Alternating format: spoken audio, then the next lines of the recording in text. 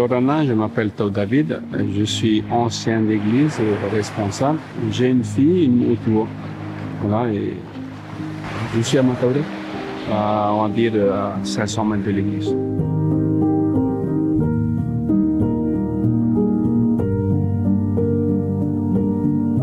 Oui, je me rappelle, lors de notre voyage en France, au mois de février, c'était un voyage qu'on devait faire, c'est pour notre moto humanien, et c'était en plein Covid. Il y avait l'angoisse et tout ça, on se pose beaucoup de questions. Si on allait là-bas et si on attrapait cette maladie, c'était quoi la suite?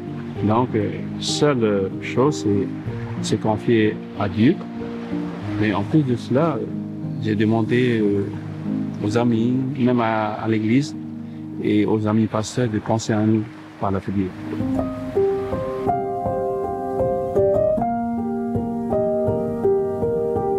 Alors, c'est notre moto qui a eu, dès la naissance, un handicap, je porte une prothèse. On doit aller en France pour une expertise. Parce que lors de sa naissance, personne n'était au courant de son handicap. Même les gynécos n'ont pas identifié le problème. C'était à la naissance que tout le monde avait su ça. Hein. Même la maman, nous, les parents et même la gynéco qui l'a soulevé, ils ont remarqué. Alors le choc qu'on a eu, alors, je me rappelle bien, j'étais au Pic Vert, et ma fille m'a appris qu'il y avait un problème. Parce qu'elle me disait, elle n'avait pas de pied. Dans ma tête, quand elle m'a dit qu'elle n'avait pas de pied, je me dis, c'est quoi ça? Bon, on m'a expliqué, c'est... Alors en fait, lors de cette Pic Vert, j'avais demandé une prière. Et je sais que toute l'Assemblée a fait une prière pour la petite, tout le monde pour la prière. Et aujourd'hui, Dieu a répondu à cette prière collective. Alors aussi, la voyez, elle est formidable, admirable malgré son handicap. Elle se débrouille très très bien, tout ça. Et je sais que la prière qu'on a fait en 2017, ça a porté ses fruits. C'était toute l'Assemblée du Pic qui avait prié pour cette petite.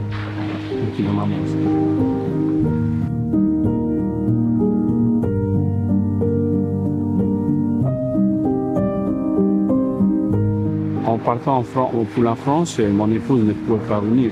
Je restais, mais c'était l'angoisse de séparation. Alors, est-ce qu'on va se revoir avec le Covid? Alors, mais une seule chose, c'est Dieu. Dieu avant tout. Et pas dans mon habitude de prier tout seul cette fois-ci là.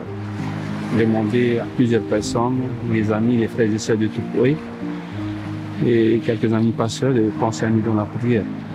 Alors, si seulement on pouvait entendre Dieu parler, hein, ce serait mieux. Là, je dis, le Seigneur, s'il te plaît, un clin d'œil seulement. Là, comme je disais, déjà à l'embarquement, on était les premiers. Aller et à monter dans l'avion, c'est déjà quelque chose, la première chose. Et j'avais un problème de dos. Je me suis posé la question, si je m'asseyais plus de 20 heures, je ne sais pas ce qui va se passer. Et voilà, on arrive dans l'avion, on nous attribue des sièges. Là, je suis sur une rangée avec personne, ma fille et ma petite fille, sur une rangée. Et que voilà, il n'y a personne d'autre qui est venu jusqu'au décollage. Donc, on va dire de ce côté, un petit clin d'œil du Seigneur. On peut s'allonger, être tranquille durant tout le voyage. Arrivé au Canada, on est passé en transit. Voilà, on est resté quelques heures et on a repris le vol. Et on entre dans l'avion et il y avait une connaissance. Hein.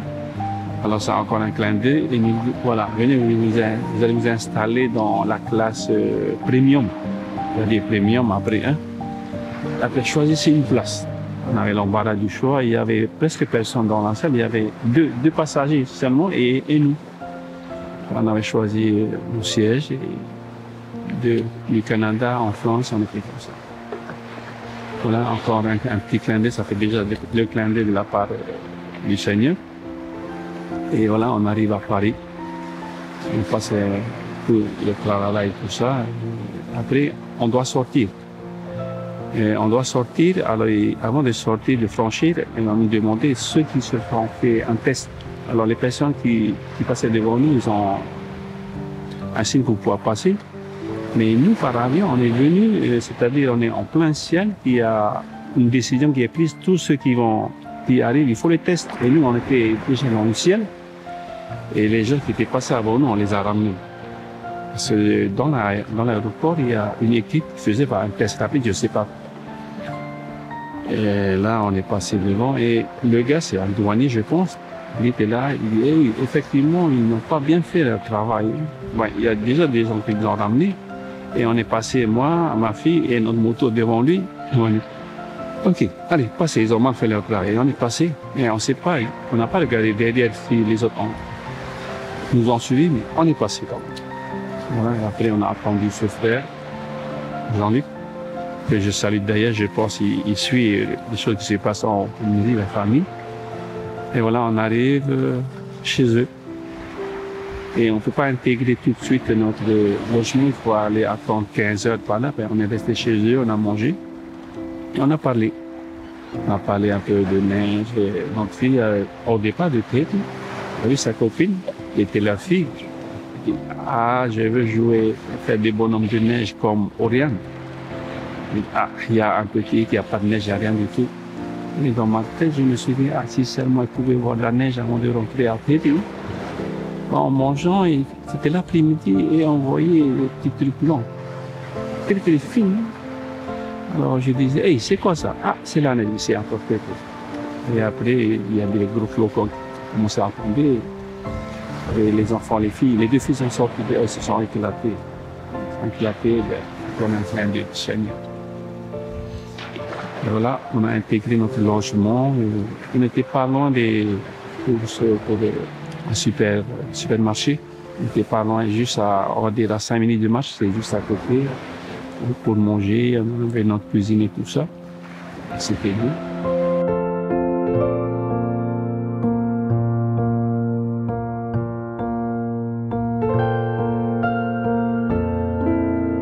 Mais arrivé le jour où il y a l'expertise. Alors c'était un grand moment. On est passé, c'était à Paris, ailleurs on a pris le métro. On ne savait pas prendre le métro. C'est débrouillé. Et voilà, ma fille est passée devant ces experts.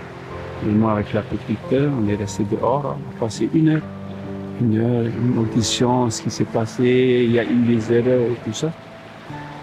Et après, elle est sortie. Elle les a quittés. Mais en prenant l'ascenseur, il y avait un des gars, une personne, un médecin qui nous a attendu. Et arrivé là, il nous posait des questions. Il disait qu'il y avait un spécialiste.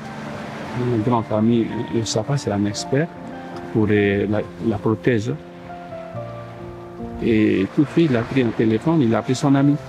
C'est un médecin. Pour avoir un rendez-vous le lendemain. C'est-à-dire, pour avoir des spécialistes, il faut des mois pour attendre. Et là, il était d'accord. On a pris demain, on a été le voir visiter, on a été accueilli, il a fait des papiers, tout ça.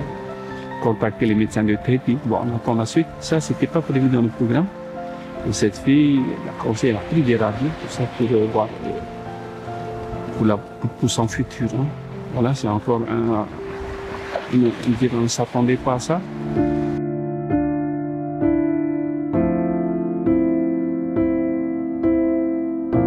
Pour le retour, on a entendu à la radio qu'on allait fermer les frontières. Non, ça c'était encore l'angoisse.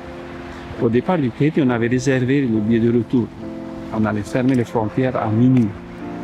Dimanche, alors on ne sait pas trop est-ce que l'avion part avant ou après.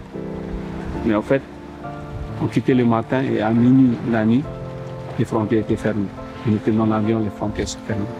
Ça, c'est une date qu'on a fixée déjà d'avance. Et ça, c'est encore un grand clin d'œil de la partir avant la fermeture des frontières. Et au départ, la même chose. Toujours la même chose, le siège, Paris, Canada, et jusqu'au retour. Voilà, le Seigneur est bon. Il est toujours là. On n'entend pas parler, mais je pense que nos problèmes à nous, et on ne voit pas. Ce qu'il faudrait faire, c'est de demander cet œil afin que nous puissions voir Dieu agir dans nos vies. Et là, je pense avec toutes les perturbations qu'on a de la vie, on ne voit rien.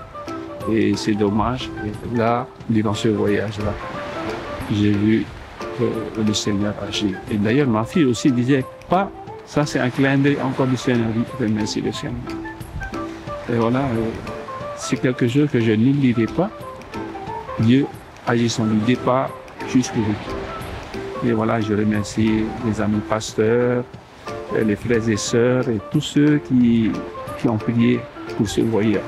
Et voilà, prier tout seul, c'est bien, mais avec plusieurs prières, c'est mieux. Et Dieu répond toujours. Ça ne veut pas dire que je dis pas que Dieu répond pas à une seule prière. Dieu répond à tout, mais prière non unie, c'est...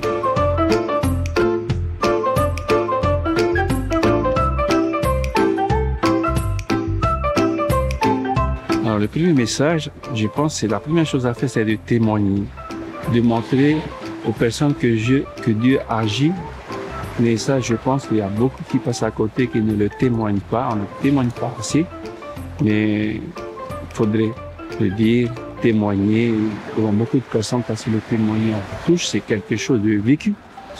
Et voilà, j'encourage toutes les personnes qui écoutent que Dieu est là, Dieu agit. Et on va demander de l'aide, puisque nous a déjà promis, je serai avec vous jusqu'à la fin du mois.